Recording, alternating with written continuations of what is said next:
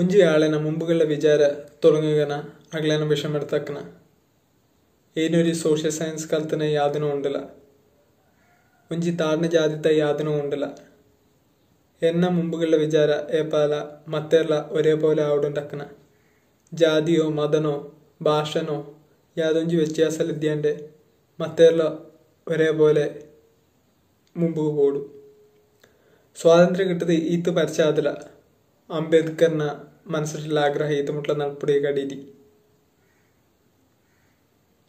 അതുകൊണ്ടക്കന India ഇത്തരം മുരടിത്തോണ്ടല്ല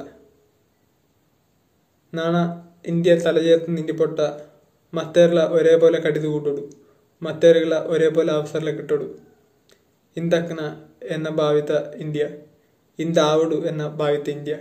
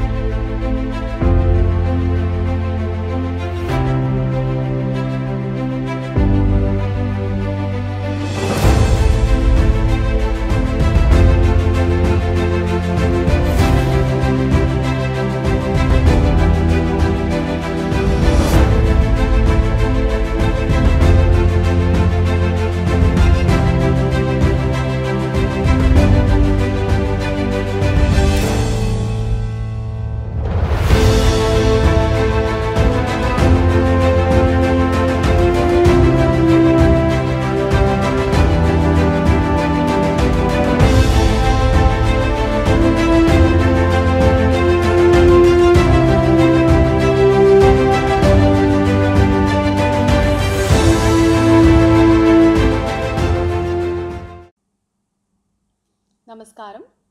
ഭാവിയെ ചൊല്ലി ഏറെ നല്ല സ്വപ്നങ്ങൾ കാണുന്ന എൻ്റെ കാഴ്ചപ്പാടുള്ള ഭാവി ഇന്ത്യ എന്താണ്?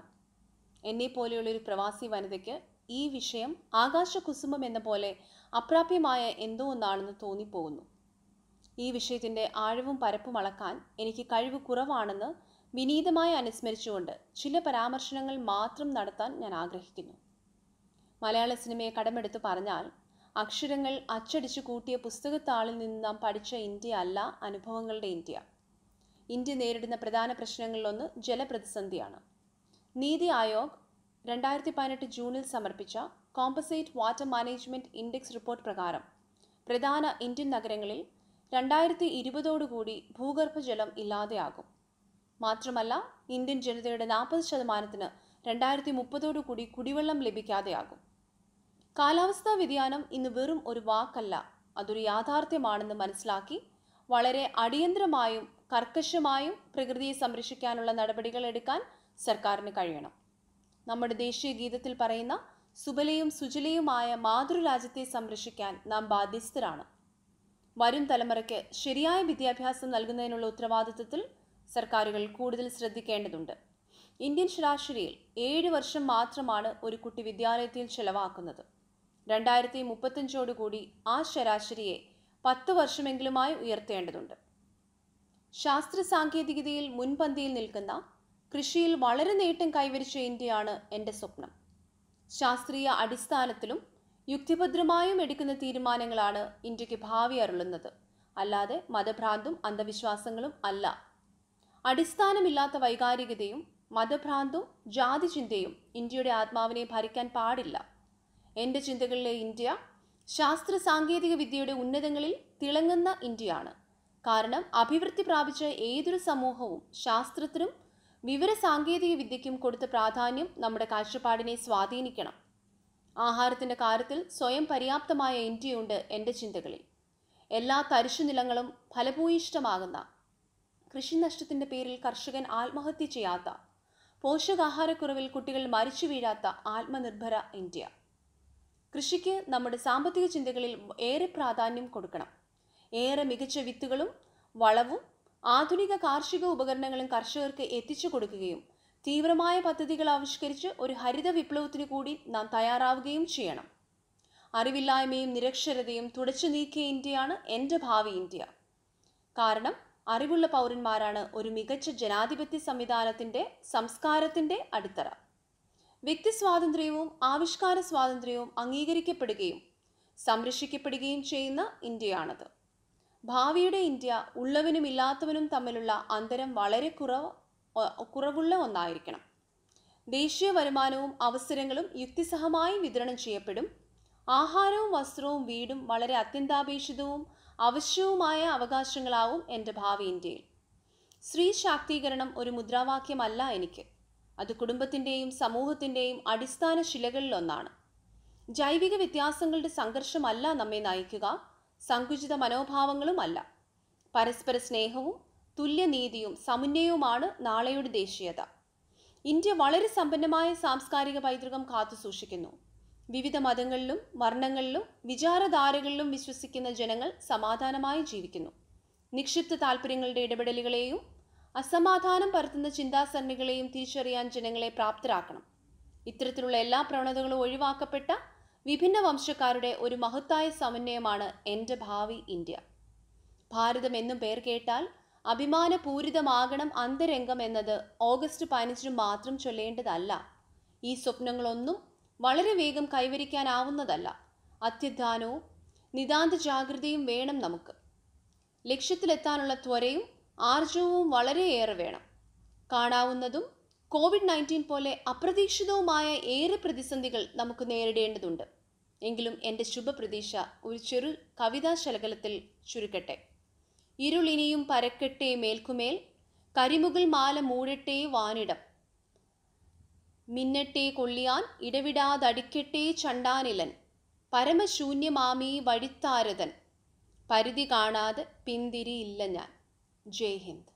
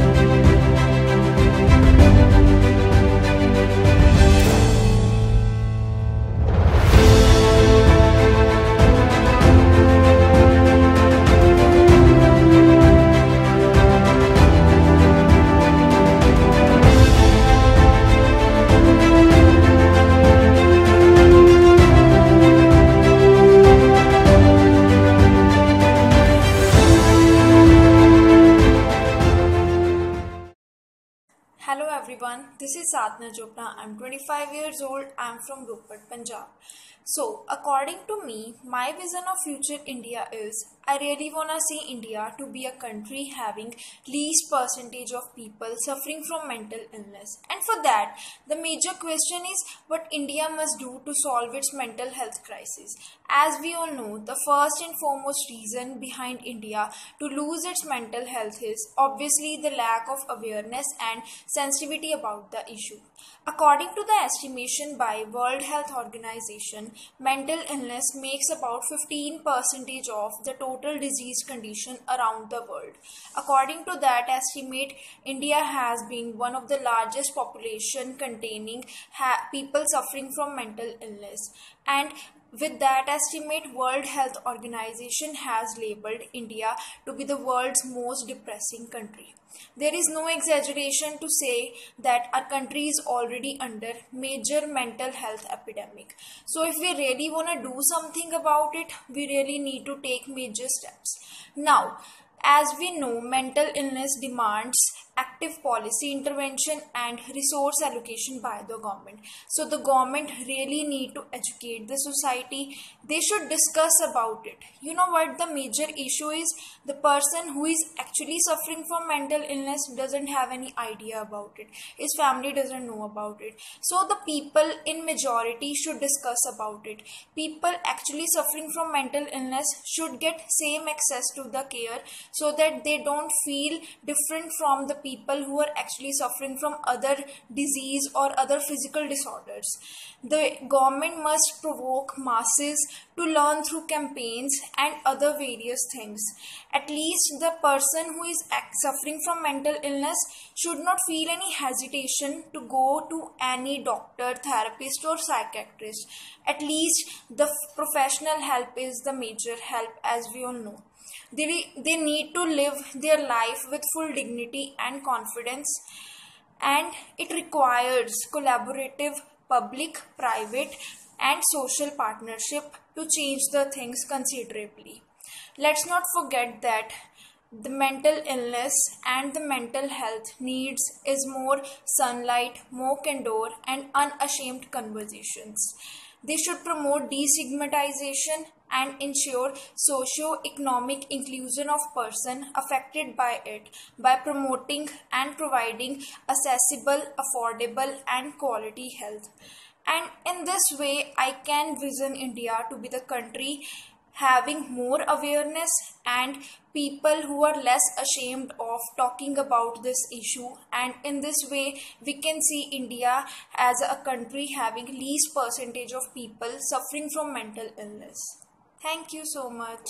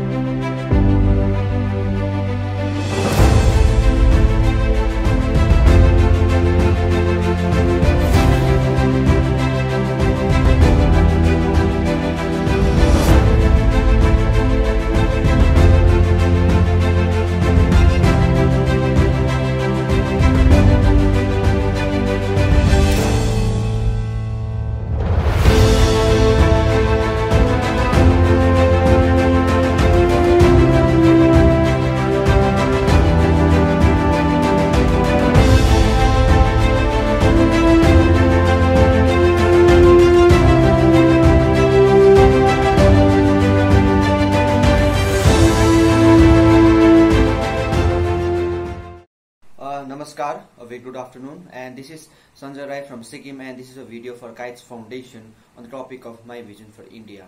So as it was mentioned to be speaking my regional language, so I'll be speaking in my regional language, that is Nepali.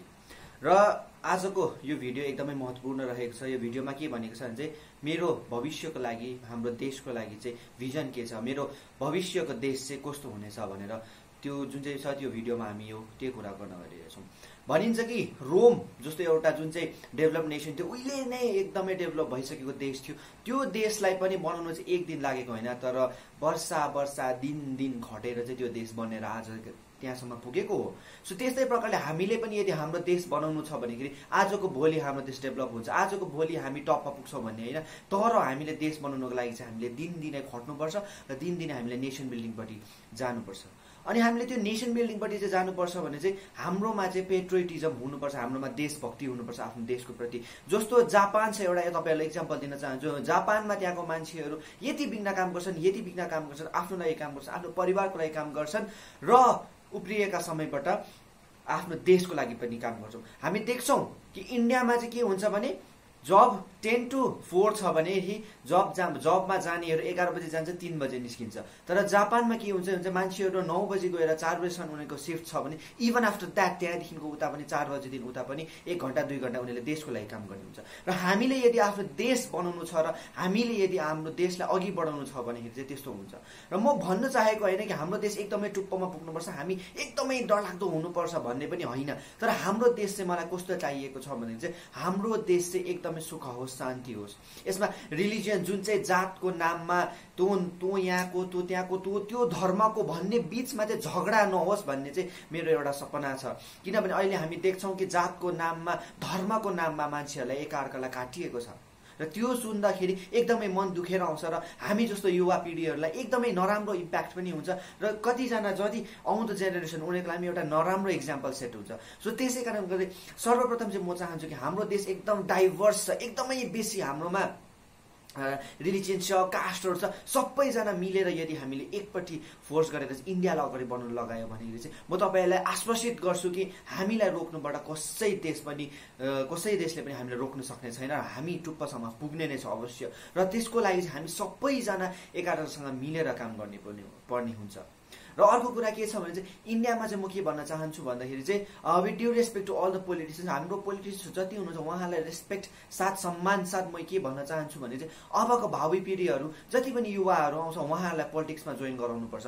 उहाँहरूले पनि नेसन बिल्डिङ, देश अगाडि बढाउनेपट्टि जानुपर्छ। र त्यसको लागि चाहिँ के चाहिन्छ भन्दाखेरि चाहिँ जति पनि पोलिटिसियन्सहरू छ उहाँको चाहिँ एउटा क्राइटेरिया होस् कि एटलिस्ट ग्रेजुएट होस्, कि एटलिस्ट 12 पास होस्। किनभने हामी देख्छौँ कि एउटा क्लास 5 सम्म पुग्न नसकेको विद्यार्थी पछि गएर हाम्रो मुख्यमन्त्री, प्रधानमन्त्री, मन्त्रीसम्म पुग्नुहुन्छ उहाँहरू। सो त्यसले गर्दा के हुन्छ भन्दाखेरि चाहिँ बेसक उहाँहरूकोमा एक्सपिरियन्स होला, उहाँहरूकोमा अरू ज्ञान होला, बट स्टिल एजुकेसन पनि एउटा one of the most important factor हो। र त्यसै कारणले गर्दाखेरि चाहिँ आई सी कि इन फ्युचर हाम्रो इन्डियाको पोलिटिसियन्सहरू पनि, ब्युरोक्रेट्सहरू जत्तिकै नै क्यापेबल होस् र त्यतिकै नै पढेको होस् भन्ने म यहाँबाट भन्न चाहन्छु। अनि अर्को कुरा म के भन्न चाहन्छु भन्दाखेरि चाहिँ म एउटा नर्थ इस्ट रिजनबाट भएको, I am from Sikkim. North east रिजनकोबाट भएको हुनुको लागि चाहिँ अहिलेसम्म नर्थ इस्टबाट चाहिँ एकदमै कम्ती पार्टिसिपेसन छ इन नेसन बिल्डिङ। किनभने इन्डियाको मेनल्यान्ड इन्डियन्सहरू जति छ उहाँहरूले मात्रै त्यहीँबाट पिएम, त्यहीँबाट युनियन मिनिस्टर्सहरू निस्किँदै आएको छ। र अहिले म चाहिँ के चाहन्छु भने नर्थ इस्टबाट पनि नेसन बिल्डिङको प्रति चाहिँ हामी यहाँबाट पनि कन्ट्रिब्युट गर्न सकौँ, हाम्रो नर्थ इस्टबाट पनि नेसन बिल्डिङमा चाहिँ एउटा पार्ट होस्। And one of the most important things चाहिँ यहाँनिर म के मेन्सन गर्न चाहन्छु भन्दाखेरि चाहिँ हाम्रो फ्युचरको इन्डिया चाहिँ यस्तो होस् जसले चाहिँ युथलाई चान्स दिन्छ। जस्तो आजको दिनमा म युथ छु, मैले चान्स पाउनुपर्छ, र भोलिको दिनमा म अलिक ठुलो भएपछि अर्को युथ आउँछ, अर्कोलाई चान्स दिनुपर्छ, मैले त्यसलाई बिसाउनुपर्छ। त्यस्तो हुनुपर्छ हाम्रो देश चाहिँ, ताकि युथ जति पनि आउँछ उहाँहरूले आफ्नो नयाँ नयाँ आइडियाज, नयाँ नयाँ कुरासँग देशलाई उपलब्धि गराइबसोस्, त्यस्तो खाले होस्। र त्यसै सन्दर्भमा म के चाहन्छु भन्दाखेरि चाहिँ हाम्रो जतिवटा एनजिओसहरू छ, नन गभर्मेन्टल अर्गनाइजेसन्सहरू, उहाँहरूलाई एकदमै प्रायोरिटाइज गर्नुपर्छ। Because they are the ones working selflessly. जति पनि कामहरू भइरहेको छ गभर्मेन्टको नन गभर्मेन्टको एनजिओसहरूले, हामीले कोभिड-19को सिचुएसनमा पनि देख्यौँ, अरू बेला पनि देख्यौँ, एकदमै बेसी चाहिँ एनजिओसहरूले काम गरिरहनु भएको छ। So my vision for India is not that big. म चाहिँ इन्डियामा के चाहन्छु भन्दाखेरि चाहिँ खालि सुख होस्, समृद्ध होस्। म चाहन्दिनँ कि हाम्रो देश एकदम टुप्पोमा पुग्छ, तर म चाहन्छु कि हाम्रो देश सुख होस्, शान्ति होस्, जातको नाममा, धर्मको नाममा काटमार नहोस्। र म रिक्वेस्ट पनि गर्छु हाम्रो जतिवटा नेता पोलिटिसियन्सहरू हुनुहुन्छ उहाँहरूले पनि काइन्डली हेट स्प्रेड नगरिदिनुहोस्, र तपाईँहरू पनि एकदम पिस लभिङ हुनुहोस्, किनभने आउँदो जेनेरेसनहरूलाई पनि एउटा राम्रो इक्जाम्पल दिनुपर्नेछ। So I take my leave. I am Sanjay Rai from Sikkim, and I request everybody to take part in nation building. Thank you.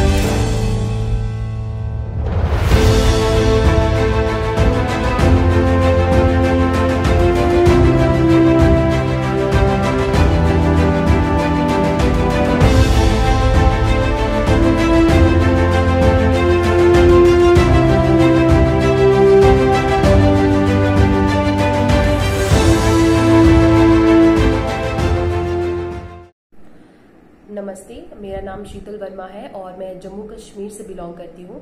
मैं काइट्स फाउंडेशन के लिए वॉलंटियरिंग कर रही हूँ, जिसमें मुझे टॉपिक दिया गया है my vision of future India. तो मैंने सोचा क्यों ना ऐसा टॉपिक चूज किया जाए जो कि बहुत बेसिक है और हमारी पूरी जनरेशन जो है वो इस पे टिकी हुई है, जो कि है एजुकेशन सिस्टम। तो पहले मेरे दिमाग में एक क्वेश्चन आता है कि क्या हमें एजुकेशन सिस्टम में चेंजेस लाने की जरूरत है, जो कि बिल्कुल है, क्योंकि हम जिस कंट्री में रह रहे हैं हमें बीइंग एजुकेटेड और एक्टिंग एजुकेटेड में फ़र्क नहीं पता है। हमें लगता है कि हमारे पास डिग्रीज है, हम स्कूल जाते हैं, हम कॉलेजेस जाते हैं, तो हम एजुकेटेड हो चुके हैं। एक्चुअली एजुकेशन वो नहीं होती है। एजुकेशन वो होती है जो हमने पूरी उम्र हमारा जो सीखा हुआ है, क्योंकि लर्निंग जो है वो एक कंटिन्यूस प्रोसेस है और एक दिन में नहीं सीखा जाता है। रोज हम कुछ ना कुछ सीख रहे होते हैं, राइट। तो जो हमने सीखा हुआ है वो हम कैसे अपनी लाइफ में प्रैक्टिकली इम्प्लीमेंट कर पा रहे हैं। अगर हम उन दो चीजों को लिंक अप कर लेते हैं तो हम उनको बोलते हैं कि हाँ, हम एजुकेटेड हैं। अब जैसे हम स्कूल्स की बात करें, बेसिकली स्कूल्स में क्या होता है, स्कूल्स में हमारे 90% जो होते हैं वो थियोरी होती है और सिर्फ 10% हार्डली जो होता है वो प्रैक्टिकल होता है। तो इस वीडियो को बनाने से पहले मैंने अपने भाई से पूछा कि क्या तुम्हें, क्योंकि वो 12th स्टैंडर्ड में है, कि तुम्हें क्या लगता है कि तुम्हारे स्कूल में क्या कमी है। तो उसने भी मुझे यही बोला कि दी, हमें लगता है कि जितना थियोरी है उतना ही प्रैक्टिकल होना चाहिए, क्योंकि इन दोनों का बैलेंस रेशियो होना बहुत जरूरी होता है ताकि बच्चों को वो चीजें जल्दी समझ में आने लगे, राइट। तो अगर हम प्रोजेक्टर्स यूज करें क्लासरूम्स में, क्योंकि प्रोजेक्टर्स जो है वो बहुत ही लो कॉस्ट होते हैं और हमें वो स्कूल्स को भी देखना है, उनको नजरअंदाज नहीं करना है जिनमें फंडिंग की प्रॉब्लम्स होती हैं। तो जैसे मैं कुछ दिनों पहले एक हरियाणा का स्कूल है, वहां का टीचर का इंटरव्यू देख रही थी। उन्होंने बहुत अच्छा एक एग्जाम्पल दिया। उन्होंने क्या करना स्टार्ट करा है, जितने भी इन्वायरमेंट में जो चीजें जो कि इजीली अवेलेबल है वो लोग इकट्ठा करते हैं और बच्चों को उसके थ्रू एग्जाम्पल्स देते हैं कि ये प्रैक्टिकल उनको समझाते हैं ताकि उनको चीजें समझ में आए जल्दी। तो मुझे ये बहुत ही अच्छी चीज लगी। दूसरी बात जो मैं बोलना चाहती हूँ कि सिलेबस की बात, क्योंकि मैं खुद जम्मू यूनिवर्सिटी की स्टूडेंट हूँ, ग्रेजुएशन मेरी यहाँ से हुई है और मास्टर्स मेरे बाहर हुए। तो जब मैं बाहर गई थी तो मैंने एक चीज नोटिस करी कि वहाँ के जो बच्चों का जो सिलेबस है वो बहुत ही हमसे आगे है, एडवांस है। तो उनको कॉम्पिटिटिव एग्जाम्स में भी इतनी मुश्किल नहीं होती है। और जो हमारा यहाँ का सिलेबस है, मुझे ऐसा लगता है कि मैंने 3 साल अपना ग्रेजुएशन का वेस्ट करा, क्योंकि हमारा सिलेबस बहुत पुराना है। या तो हमारा सिलेबस चेंज नहीं होता है, या अगर चेंज होता है तो बहुत ही माइन्यूट सा चेंज होता है। तो मुझे लगता है कि हमारा जो सिलेबस है वो बहुत ही, उसमें चेंजेस लाने की बहुत जरूरत है। क्यों ना कुछ ऐसा किया जाए कि बच्चों को स्कूल जाने में मजा आने लगे। तो क्योंकि हमें पता है कि यूजुअली 8 से 9 क्लासेस जो होती हैं वो थियोरी की क्लासेस होती हैं स्कूल्स में, राइट। तो क्यों ना उन 8 से 9 क्लासेस का जो सिलेबस है उनको हम कम कर दें और योगा जैसे स्पोर्ट्स, इन चीजों में ज्यादा, मतलब इन चीजों में भी अगर हम ध्यान दें तो इससे 2 चीजें होंगी। बच्चा एक तो फिजिकली और मेंटली स्ट्रांग रहेगा, फिट रहेगा। दूसरा हो सकता है वो अपनी पढ़ाई पे आउटपुट ज्यादा देने लगे।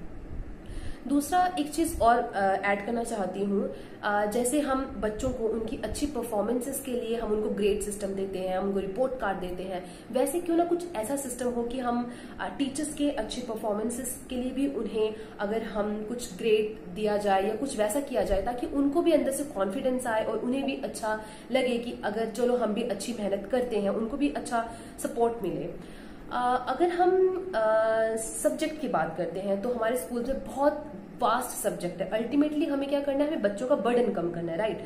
तो क्यों ना ऐसे सब्जेक्ट हैं, जैसे कि अगर हम फॉर एग्जांपल हिस्ट्री ले लेते हैं, ठीक है।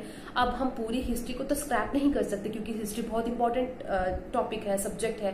तो क्यों ना हम कुछ ऐसे टॉपिक्स ले जिनको हम, अगर हम उनको स्टोरी टेलिंग में या उनको एज अ कहानी अगर हम बच्चों को बताएं तो हो सकता है बच्चों को वो चीजें ज्यादा समझ में आए। जैसे संस्कृत ले लो, जिसका संस्कृत मुझे नहीं लगता कि 95% बच्चे ऐसे होंगे जिनको संस्कृत नहीं पढ़नी होती, तो वो ऑप्शन दे दो जिनको पढ़नी है। तो मुझे लगता है कि ऑप्शन होना बहुत जरूरी है, क्योंकि कुछ बच्चे ऐसे होते हैं स्कूल में जिनको फोटोग्राफी पसंद है, किसी को पेंटिंग पसंद है, किसी को कुछ और पसंद है। तो मुझे लगता है कि हमें उनको ऑप्शंस देने चाहिए बहुत सारे, क्योंकि जब तक हम ऑप्शंस नहीं देंगे तब तक हमें पता नहीं होगा कि हम किस चीज में अच्छे हैं और किस चीज में हम एक्सेल कर सकते हैं। क्योंकि ऑप्शन जब तक नहीं होंगे, क्योंकि जब मैं भी जब बाहर गई तो मैंने भी देखा कि अच्छा, तब मुझे रियलाइज हुआ अच्छा मैं इस चीज में भी अच्छा कर सकती थी, बट उस टाइम पे मुझे पता नहीं था कि अच्छा ये भी चीजें होती हैं, ये भी ऑप्शंस होते हैं। तो मुझे लगता है कि ऑप्शंस ज्यादा होना बहुत जरूरी होता है। एक चीज मैं और ऐड करना चाहती हूँ कि जैसे हम लैंग्वेज की बात करते हैं, लैंग्वेज का मेन पर्पज होता है कम्युनिकेट करना, राइट। अब जैसे रीजनल लैंग्वेज है, हिंदी है, इंग्लिश है। हिंदी और रीजनल लैंग्वेजेस जो होते हैं वो हम प्रैक्टिस करते करते सीख जाते हैं, हमें कोई सिखाता नहीं है, राइट। हम घरों में सीख जाते हैं, हम कहीं और सीख जाते हैं, क्योंकि लर्निंग है तो लर्निंग एक कंटिन्यूस प्रोसेस है, रुकता नहीं है। पर जैसे इंग्लिश है, जो हमें इंग्लिश सिखाई जा रही है, क्या हम उसको इम्प्लीमेंट कर पा रहे हैं लाइफ में? नहीं कर पा रहे हैं। हमें क्या बोलना आ रही है इंग्लिश? हमें नहीं बोलना आ रही है। तो क्यों ना हम इंग्लिश, क्योंकि हम स्कूल्स में क्या करते हैं एज अ पॉइंट के मतलब एग्जाम पॉइंट ऑफ व्यू से देते हैं कि हम रट्टा मार लेते हैं, तो हमें बोलना नहीं आ रहा।